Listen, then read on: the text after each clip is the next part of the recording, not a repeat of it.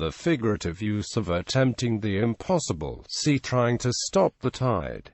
Stopping the tide was a maneuver in use during the Age of Sail. In seas with a strong tide, such as those off the coasts of Western Europe, particularly the Channel, the force of the tide on a ship could equal, or surpass, the power derived from sails. So for a ship moving along the Channel in light breezes, a favourable tide could double its speed, contrariwise. When the tide changed, the ship could be slowed to a halt, or even be swept backwards. To cope with this, ships would anchor, stopping the tide, to preserve the progress. The technique played an important role in the naval conflicts of the period, in actions which lasted a long time and which took place in light winds or calm conditions. Stopping the tide could be critical. At the Battle of Barfleur, for example, when Cherville's squadron was caught by the flood and dropped anchor, the Sandwich, whose captain had failed to prepare for this, was swept by the tide towards and through the French line of battle, who had also anchored. She was exposed to the concentrated fire and suffered extensive damage. As dropping and weighing anchor took time and effort, the decision to do so, and when, could be critical. At the Battle of Beachy Head, when the tide changed, the Allied fleet was at a disadvantage. Torrington was able to anchor against the ebb before the French,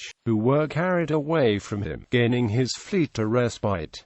Later, he was able to use the flood to escape. At Barfleur, Tourville, in the same situation, was able to escape by the same means. A fleet at anchor, and stationary with the tide running past it, was highly vulnerable to attack by fireship. All fleets of the time included fireships for this purpose. The up-tide fleet would send fireships to drift down onto the enemy, whose only option, if they could not destroy them by gunfire, or fend them off using boats, would be to cut their anchor cables and flee. Cutting and running could also be used to gain or time advantage when using the tide to escape, but involved the loss of an anchor. In a long engagement, where this could happen more than once, a ship could run out of anchors, leaving it helpless before the tide, or have to sacrifice its cannon to jury-rig a replacement. Dramatically, this happened to the French fleet during the pursuit after Barfleur.